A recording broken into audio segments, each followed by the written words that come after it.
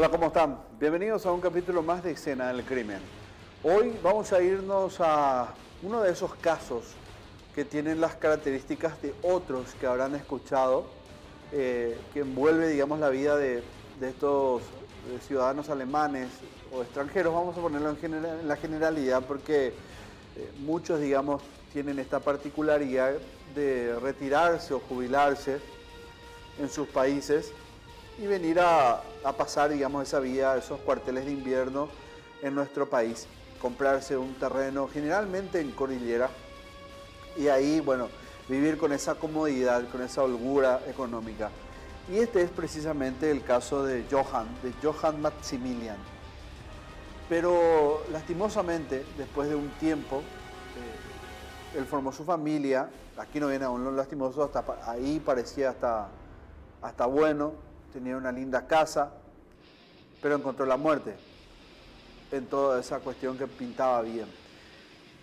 Y acá viene lo lastimoso, porque dentro de esta historia, que parecía de tranquilidad, de amor, de estabilidad económica, hay una suerte de traición que viene de parte de la persona más cercana en su vida. Y esto es lo que nunca quizás vamos a poder revelar, lastimosamente. Esto es lo que nunca la investigación pudo revelar en todo caso. Y es un caso que queda abierto, un expediente o un caso sin resolver. Y para comenzar nuestra historia vamos a conocer de quién estamos hablando, a nuestros protagonistas, y como siempre lo hacemos, vamos a conocer sus fichas, sus identificatorios. Vamos al caso de la víctima primero. Su nombre es Johann Maximilian Anton Risser, de 56 años, alemán, como les dije.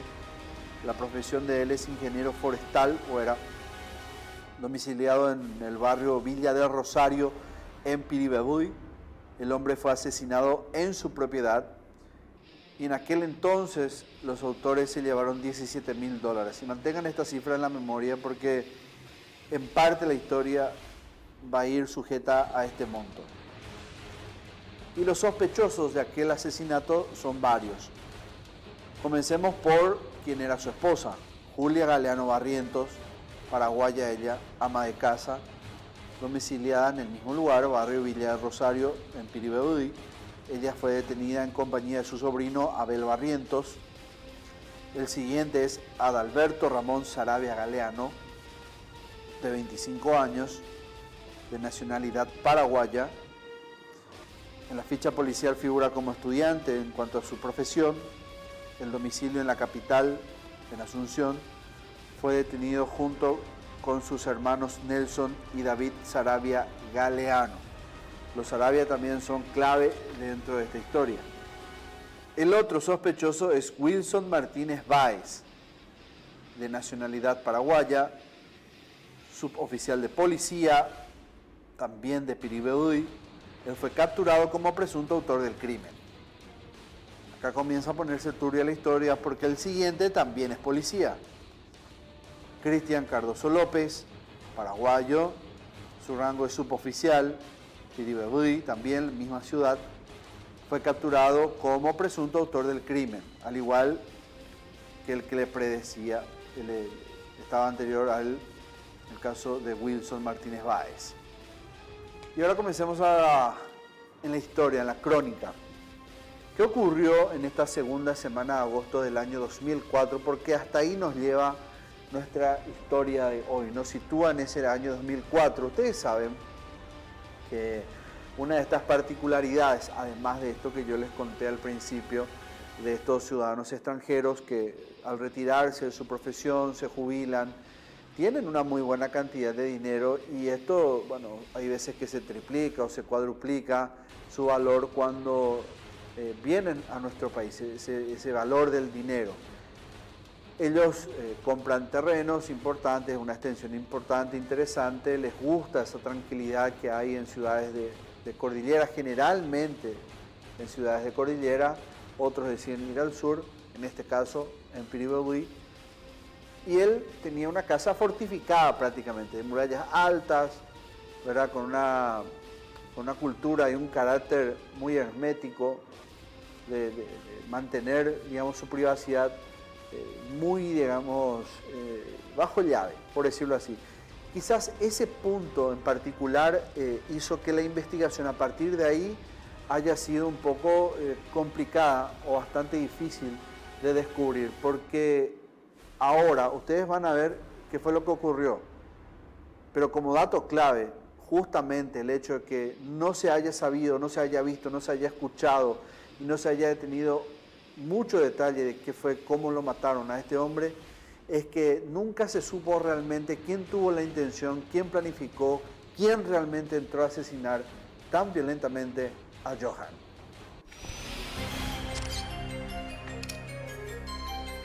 ¿Qué pasó? Las altas murallas que rodeaban toda la inmensa propiedad de Johann Maximilian Anton Reiser en el barrio Villa del Rosario de la ciudad de Piribebuy escondían detrás un estremecedor escenario que estaba a punto de ser descubierto por su esposa.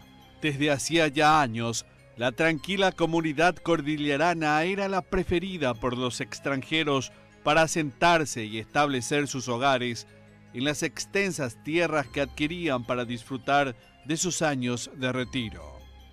El ingeniero forestal de 56 años y de nacionalidad alemana se naturalizó paraguayo, luego de años de residencia en nuestro país. Llegó acompañado de algunos parientes, pero sus hijos continuaban su vida en su nación europea. Johann Maximilian era oriundo de Neumark, un poblado del estado de Baviera.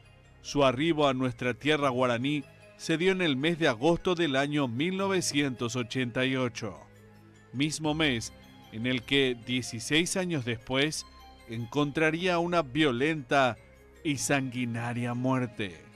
Era el domingo 14 de agosto del año 2004, cuando Julia Galeano Barrientos llegó a su casa y tropezó con el operativo criminal que ya estaba a punto de retirarse. Minutos antes, había acabado con la vida de su marido. Esa era la principal sospecha. Los rastros de sangre conducían hasta la habitación de la víctima. El cuerpo de Johann Maximilian estaba tendido muy cerca de la cama con varios impactos de bala. Alrededor de todo el cadáver había sangre, algunas gotas desde la entrada y un charco por debajo de su cabeza. Al llegar al lugar, Julia ya no podía resistirse al ataque. Luego de recibir algunos golpes, se rindió ante las exigencias de los criminales.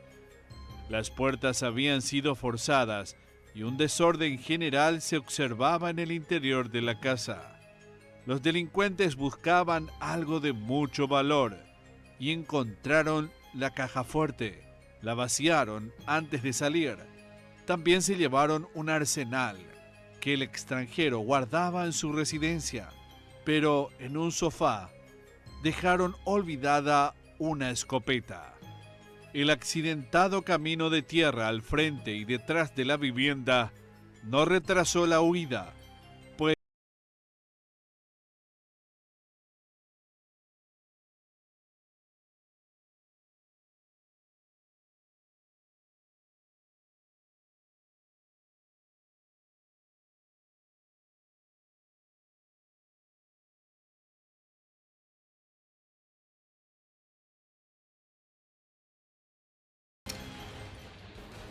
Y ahora vamos a hacer un repaso por lo que el forense, también agentes de policía en ese momento en criminalística y el forense que fue a inspeccionar el cuerpo, levantó como dato clave como para que después se pueda hacer la pericia y la investigación de ahí en adelante.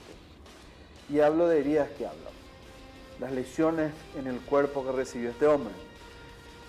Y comienza la crónica de parte, digamos, de este segmento a decir, a balazos acabaron con la vida de Johann Maximilian Anton Reiser, de acuerdo con el informe médico forense de la autopsia realizada en la morgue del Hospital Regional de Cacupé, hasta donde fue llevado el cuerpo. La víctima falleció a consecuencia de un shock hipovolémico por múltiples heridas de arma de fuego. Les había contado ya en varias ocasiones que el shock hipovolémico es una falla, digamos, que tiene el cuerpo a consecuencia de la pérdida excesiva de sangre por esas múltiples heridas que recibió a consecuencia de la cantidad de balazos. Y acá viene la descripción justamente de ello. El cadáver presentaba un total de 9 impactos de bala. 3 de ellos en el tórax, aquí, lado izquierdo, y 1 en el lado derecho. 3 de ellos en el tórax, lado izquierdo, y 1 en el lado derecho. También en el hombro, lado derecho, y otro proyectil lo recibió en la zona abdominal y 1 en la pierna, lado derecho, por encima de la rodilla. Sin embargo, los impactos mortales fueron 3 tiros de gracia. Y aquí es donde tienen que comenzar a prestar mucha atención. 3 tiros de gracia que recibió en la cabeza. Y esto provocó también la pérdida de masa encefálica. O sea, leyendo entre líneas esto, uno de estos hombres no quería que Johann Maximilian los delate. Y la única manera que Johann Maximilian los delate es A, tenían el rostro descubierto, o B, es la suma del primero, tenían el rostro descubierto y él los conocía. Entonces probablemente pasaría a ser un testigo clave posteriormente y esto podría evidentemente poner en riesgo ese plan que traían estas personas o saber qué es lo que había detrás de toda esta situación. Posterior a este caso o a esta descripción de los hechos de las heridas que son bastante extrañas porque es una cantidad excesiva de disparos. Ya hasta huele a venganza, ¿verdad? Yo les había dicho en un principio que tenían que tener en cuenta la cantidad robada ese día, $17,000. Pareciera que se metieron a la casa a robar, pero lo mataron de 9 disparos. Es decir, no tenía mucho sentido, salvo que él haya puesto resistencia, que es algo que vamos a ver después. Había una circunstancia no menor. Si la casa era prácticamente una fortificación, ¿cómo entraron los hombres cómo se metieron los hombres a la vivienda? Entonces salta un dato que para la policía es prácticamente un juego para niños, ¿verdad? Que es básicamente un juego de relacionamiento. Es una suma de factores.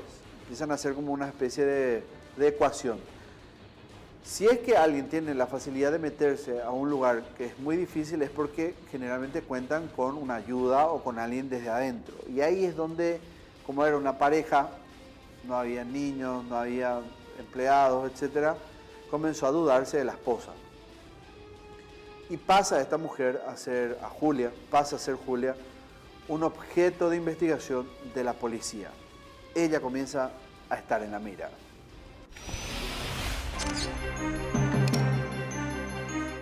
Su esposa en la mira.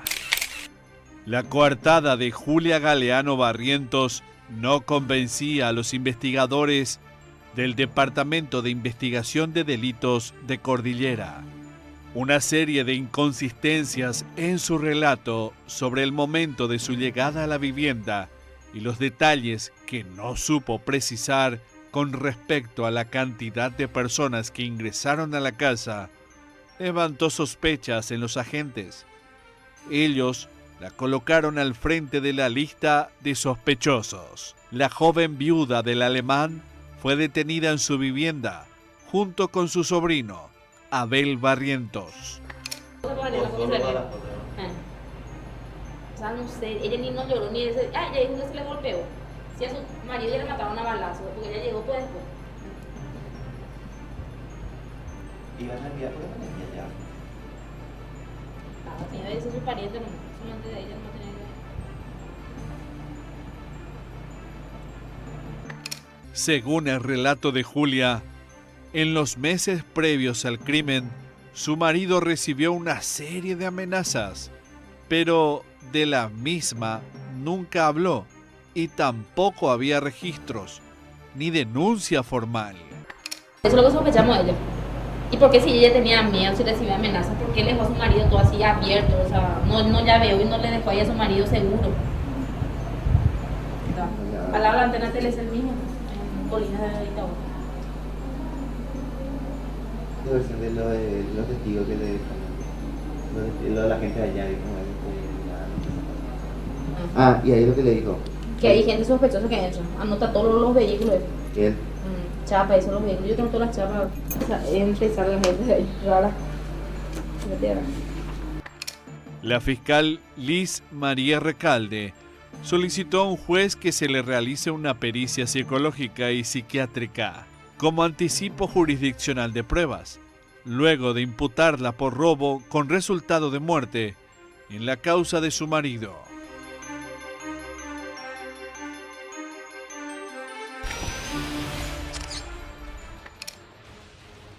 Bueno, la situación para Julia se iba complicando y faltaría más, porque en la siguiente parte de esto van a ver ustedes que había más implicados y el grupo se iba a agrandar. Había más conexiones, había más personas que pudieron haber colaborado con Julia en el asesinato de su esposo, siempre siguiendo ese hilo de sospechas, en el donde ella era probablemente una de las que planificó. Pero eso vamos a saber a la vuelta del corte. Hoy estamos relatando la historia del asesinato de Johann Maximilian, un ingeniero forestal jubilado que vino a vivir a nuestro país hace varios años y que encontró la muerte en agosto del año 2004. Primera pausa y ya volvemos.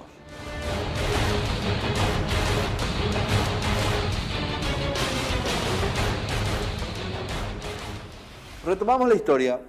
Hoy estamos recordando el asesinato de un hombre alemán de nombre Johann Maximilian Anton Reiser. Y ustedes me dirán, ¿y quién era? Y muchos la habrán olvidado, pero ¿saben qué? Su asesinato es muy parecido al de otros ciudadanos extranjeros que vivían retirados de la capital y la forma en que lo mataron es muy parecida a los otros crímenes que ocurrieron también hacia el interior. En el caso de Johann, fue en agosto, el 14 de agosto del año 2004, fue en Piribebuy. Él vivía junto con su esposa paraguaya, se llamaba Julia, vivía en una especie de casa fortificada y un día, ese 14 de agosto, entran a su casa a robar. Se cree que fue un grupo importante de hombres. Entran a su casa a robar y estaban muchos de ellos armados. Se cree que él estaba también armado, tenía de hecho una colección de armas de fuego y utiliza una de esas armas para defenderse. De hecho que una de esas no se llevaron. Él se defiende, pone resistencia, recibe 9 disparos, muchos de ellos en el tórax. De hecho varios estaban concentrados en el lado izquierdo, otro en el lado derecho, uno en la zona abdominal, otro en la zona de la pierna. Eso por lo menos a mí me hace pensar de que él estaba en movimiento. Pero lo que más me llama la atención es que recibió 3 disparos en la cabeza, una ejecución prácticamente, a él lo ejecutaron.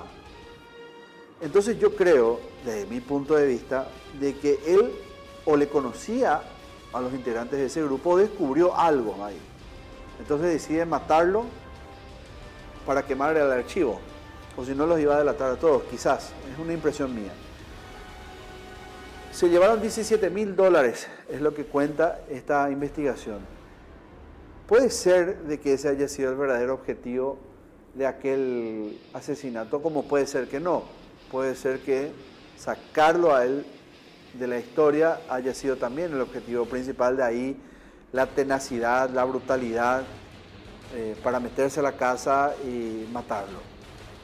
Son cuestiones que a lo mejor no vamos a saber porque el caso está abierto, es un caso sin resolver. Y vamos a meternos a propósito en cómo comenzó esa investigación.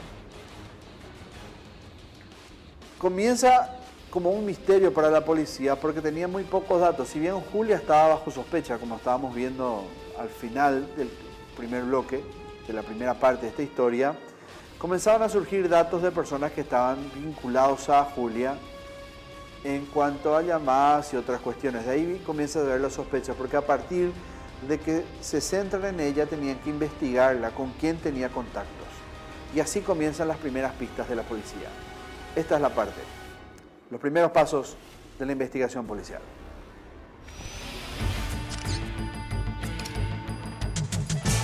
La investigación. El crimen de Johann Maximilian Anton Reiser parecía ser un misterio tanto para la policía como para el Ministerio Público. En busca de pistas, los intervinientes tuvieron que volver varias veces a la escena del crimen y realizar sendos allanamientos en los alrededores. En una zona boscosa aledaña a la vivienda de la víctima, se encontraron con algunos vestigios que ayudaron al avance investigativo. En medio de un baldío tropezaron con una especie de campamento abandonado por los criminales, donde dejaron proyectiles percutidos, documentos y algunas telas con sangre y cabello.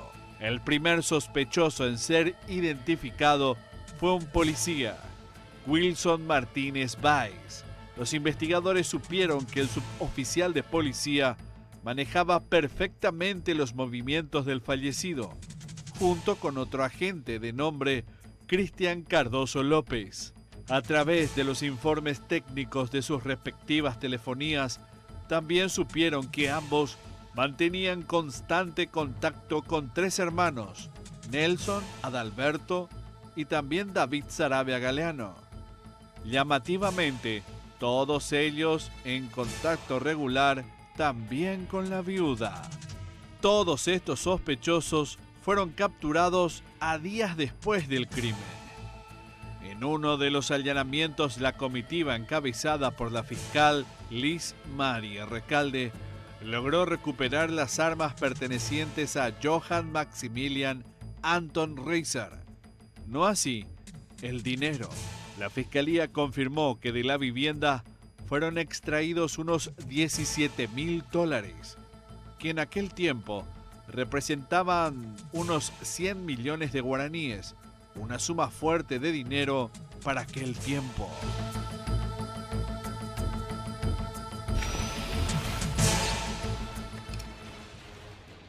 Ahora vamos a hablar de los hermanos Sarabia. ¿Quiénes son los hermanos Sarabia? Bueno, ya en el bloque, por decirlo así, de los identikits o para identificar a los protagonistas, en la primera parte, decíamos que estos hermanos tenían que ustedes detenerse y prestarle mucha atención porque están conectados. Ahora les explico por qué. Están conectados a Julia.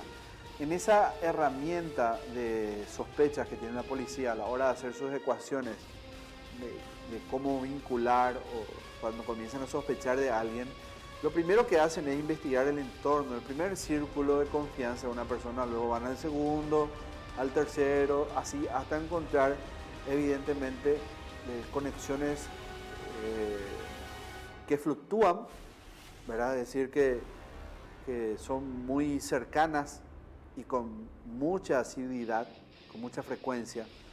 Y así se establece justamente en tiempo, cuando van vinculando, cuando ocurrió el crimen en el horario, eso es el tiempo y el momento, van vinculando que esa persona puede ser sospechosa también de lo que había ocurrido. Y ahí es donde entran los hermanos Sarabia, que después evidentemente con la misma plataforma, vamos a llamarle plataforma, o la misma técnica, podemos decirlo así también, caen los policías. Pero no vamos a adelantar mucho todavía. Vamos a ver quiénes son los hermanos Sarabia, porque ellos tienen mucho que ver dentro de toda esta historia. Son hombres que son o fueron considerados de cierta forma peligrosos y claves dentro de la organización que entró, según siempre la teoría de la investigación, a la casa de Johann Maximilian.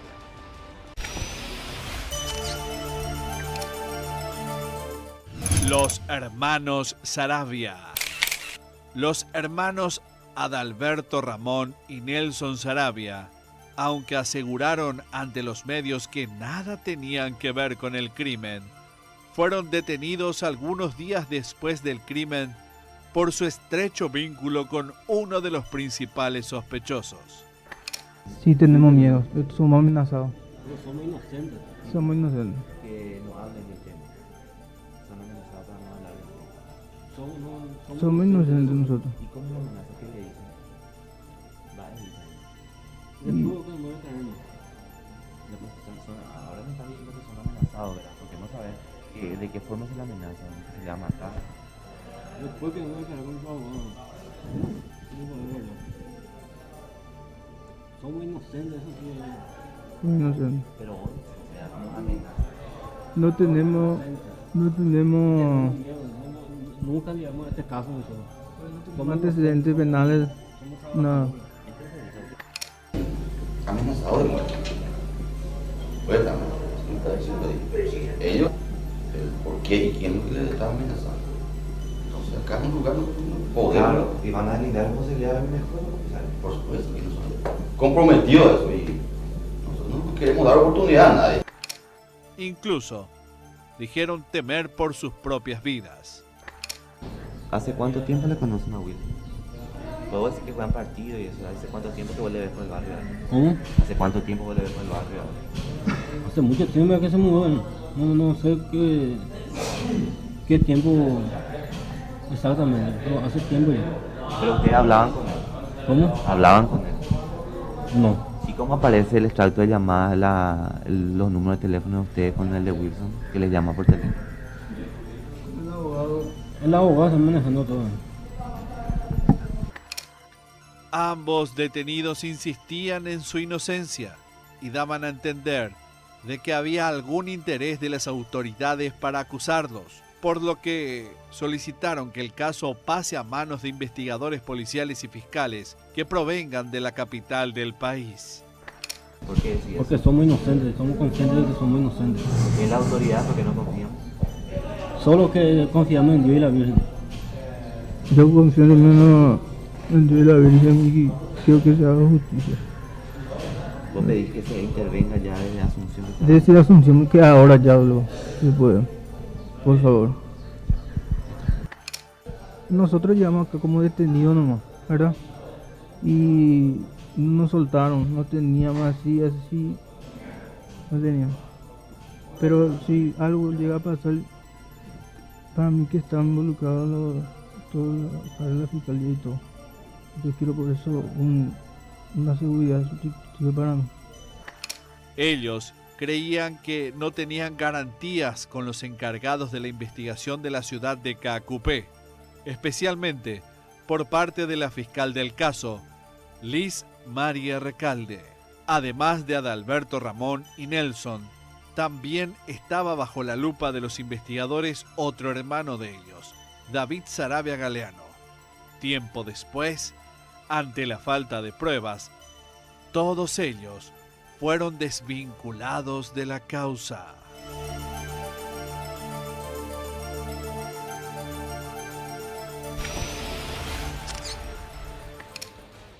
Ahora vamos a ver otro aspecto que generalmente la policía utiliza como para ir completando su rompecabezas, buscar piezas para completar la escena. Y este es lo que se conoce también como cabo suelto. Por un lado tenían evidentemente lo que era la pista de la esposa de Julia.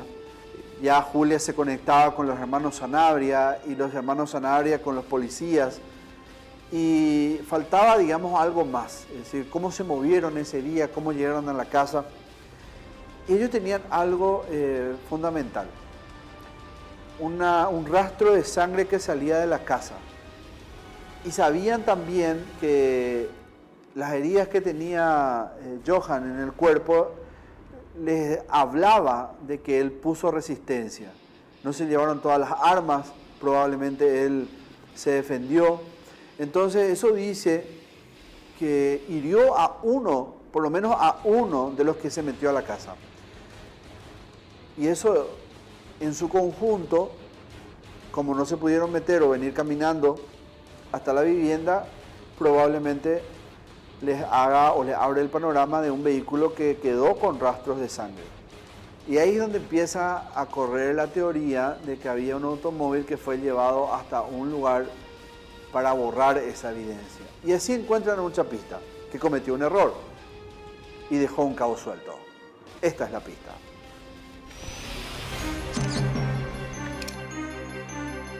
El chapista. Unos 70 kilómetros viajaron desde Piribebuy hasta Villeta los agentes de homicidios de investigación de delitos de la capital, estaban acompañados de la fiscal Liz Marie Centurión e iban en busca de uno de los principales elementos en torno al crimen: el vehículo en el que se habrían transportado los autores luego de cometer el asesinato. Así llegaron exactamente un mes después del homicidio, en la noche del 14 de septiembre, hasta la vivienda del chapista Max Alfredo Guerrero, en poder de quien encontraron un Volkswagen Gol de color bordó con matrícula APH 008. El trabajador dijo que se lo habían dejado con la orden de colocar encima de su tapizado otra capa de tapizado, porque el que tenía estaba bastante deteriorado. Sin embargo, los investigadores, al extraer ese nuevo tapizado, notaron no solo que estaba intacto, algo más ocultaba. Tiene olor a sangre. Este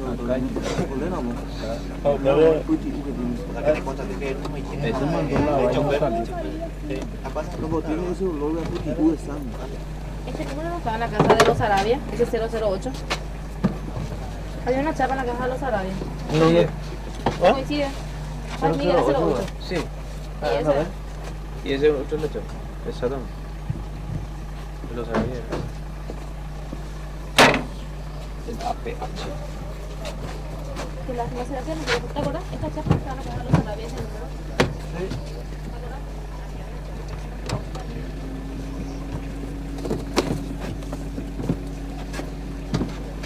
Ahí tiene el cuero, ¿viste? Hola, cuero. Ahí ya mandó otro. Ahora no hace falta eso, ¿verdad? No puedo por si encontrar algo ahí. Está pisado. ¿Y quién más le entregó? ¿Qué vos viste que le entregó? Ni el tipo de ser no me Año que tenía yo. No tenía que irme mucho. No tenía que irme yo. Esa parte.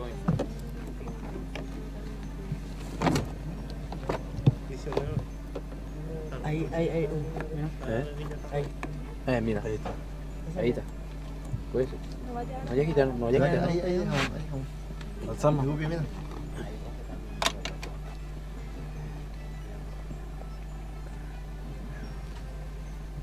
Ahí.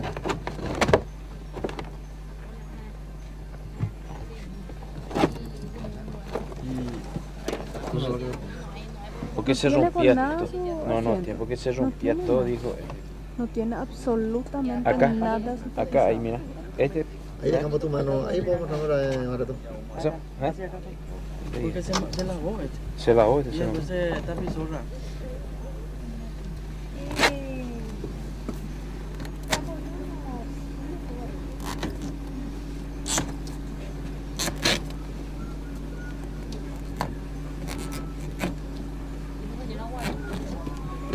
Sí, sabes. Hay que hablar nomás ya con la señora. Ahora ya.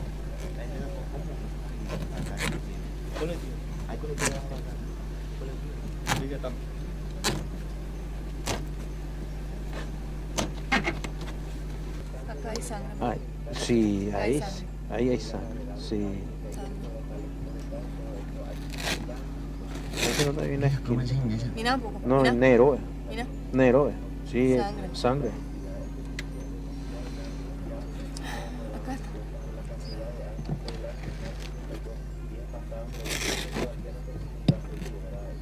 Ahí más, mira. Mira. Mira.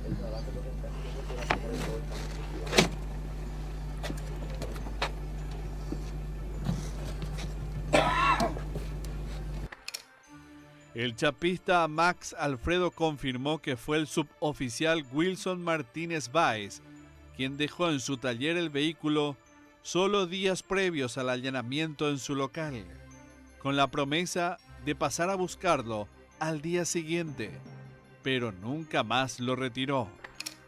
A mí vale, que vender, oye, cargante de un mal vehículo. No sé, no sé cómo te digo, vas a negativar un vehículo, ¿sabes? Eso es. Cuando se vuelve a no voy a tener nietas, dice. Nunca tu misa es. Yo a tu miso, no yo no eso es senda tu madre, yo eso. A caer un vehículo. Fue Jueves, pues, jueves, las 7:30, las 7 vio, pero. Mani de Yura. Señor de serio. Estamos ahí juego la vehícula. A ver, juega abajo y ve Patio Valdivia. De balneario. No. Juega abajo de donde ya hija, pero abajo de Patio Valdivia se ve la vehícula. Mani de juego, pero mala nene que juega juego la vehícula. De cuál cuña caí, pero. No, de vecino. Sí, se puede empezar a venir de frente. Va, venimos. Colectiva. Transporte público. El juego de verdura es la. El juego de verdura es la vehículo. De mina se timba, P. Wilson vende igual. Hay cuadros, eso es de empezar a jugar yo ahí a los dos. Después hay pozo. No sé, máquinas de unos yo ahí a un De igual, más de cómo metió Wilson, mira. No hay cuadros, se lo pongo aquí, cuando allí veo la noticia de esa. Mà cho biết không biết tao sẽ lấy la vehículo más en No sé, se lo hago más, eso más eso pilo muy bien, eso ya no ven peda eso. Ahí se no ve en el gato ni en el día ese. Bạn hình mỗi mình Wilson còn tôi chuyện đó. Cuando yo vi no ahí se no cuando la cuando mo voy yo venga. Donde yo ese. Los operativos en busca de los autores continuaron en la compañía Aldama Cañada, en el kilómetro 24 de la Ruta 2, en el barrio San Miguel de Capiatá, y en Tacuatí, Villeta, donde se extendieron hasta la madrugada. Entrada la mañana, también llegaron hasta la vivienda de la suegra del policía Wilson Martínez, donde encontraron escondidos bajo un colchón 2 armas de fuego.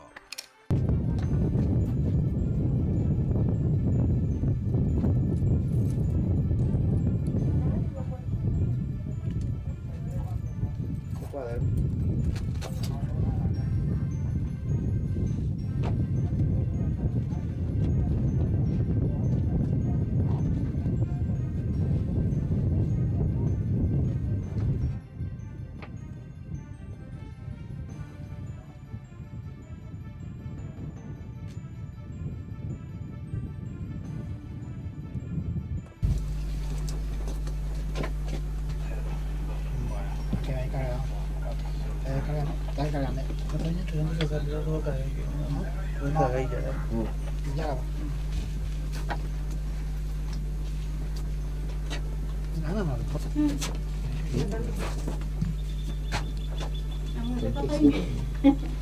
Era libre. Cuando se da yo mismo se prende. Los metales, ¿no? 14 milímetros. Los parientes políticos del policía aseguraron no tener conocimiento del crimen, ni de la implicancia de la gente en el mismo. Sin embargo, aquel tapizado original del vehículo lo delataba. Estaba manchado con sangre.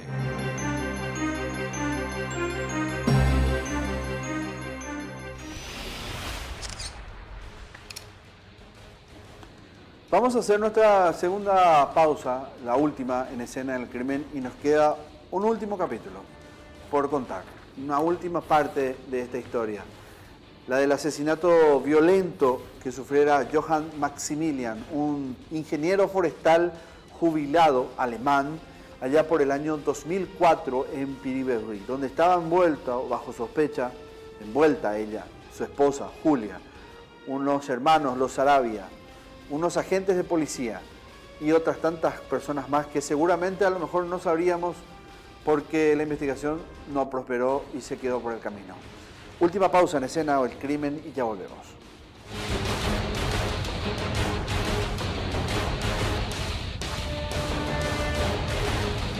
Bienvenidos al final, por así llamar.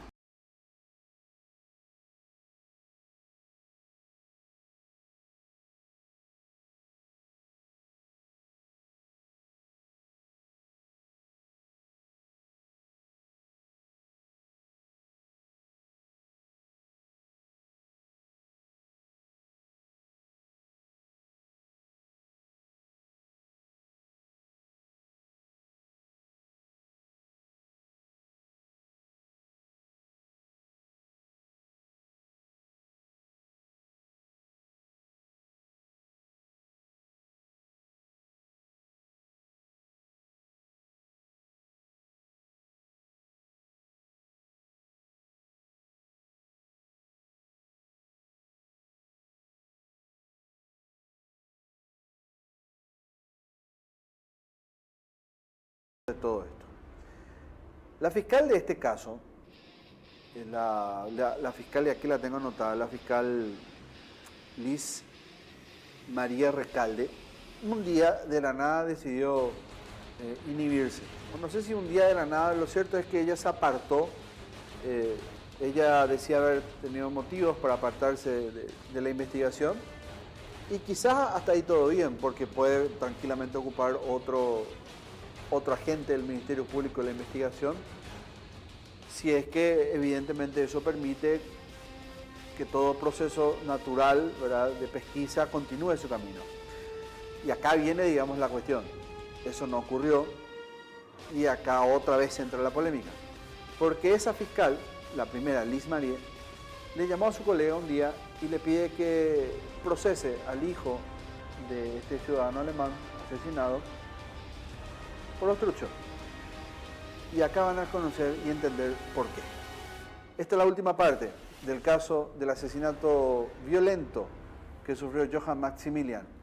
Este caso que nunca se cerró.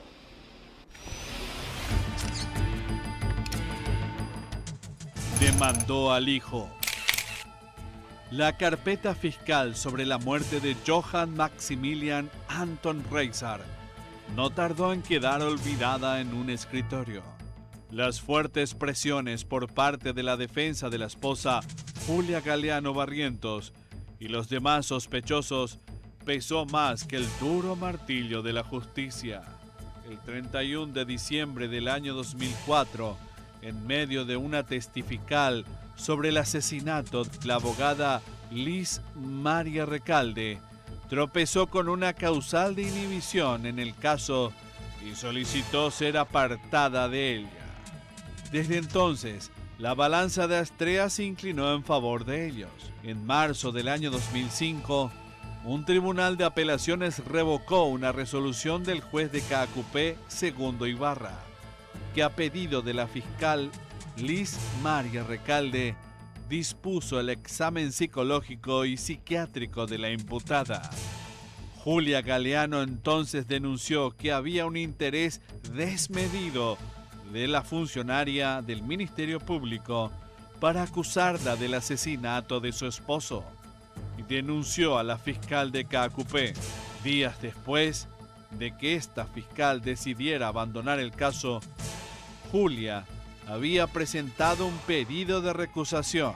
Julia denunció también que, ya estando fuera de la investigación, la ex fiscal del caso llamó a su colega Blanca Marecos para pedirle que impute al hijo de la víctima, Michael Reiser, denunciado por la esposa. Julia pidió al Ministerio Público que indague a Michael Reiser y a un amigo suyo, Gunther Dickmar, por obstrucción a la restitución de bienes, reducción y hurto agravado. Según la joven viuda de Michael Reiser, se aprovechó de su detención en torno al crimen para apoderarse de los bienes de su padre y marido, respectivamente.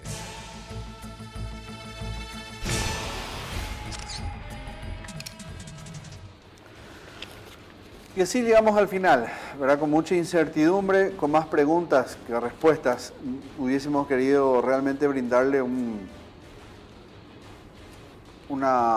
buen cierre, dedicarle a la memoria quizás de Johann Maximilian una pena bien impuesta, digamos, a los verdaderos responsables de este asesinato.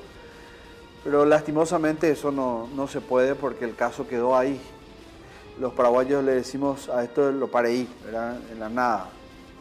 Quedó en la nada, en la absoluta nada. Ustedes pueden sacar sus conclusiones. Demasiados elementos expusimos donde uno puede encontrar, atando cabos, quienes pudieron haber tenido una relación directa con el asesinato, cuáles pudieron haber sido las motivaciones y quiénes pudieron haber sido los autores materiales de este hecho. Nosotros concluimos este episodio, uno más, en Escena del Crimen, recordándoles que todos están habilitados en nuestro canal de YouTube, las 5 temporadas completas. Nos reencontramos la próxima semana en uno más, aquí en Escena del Crimen.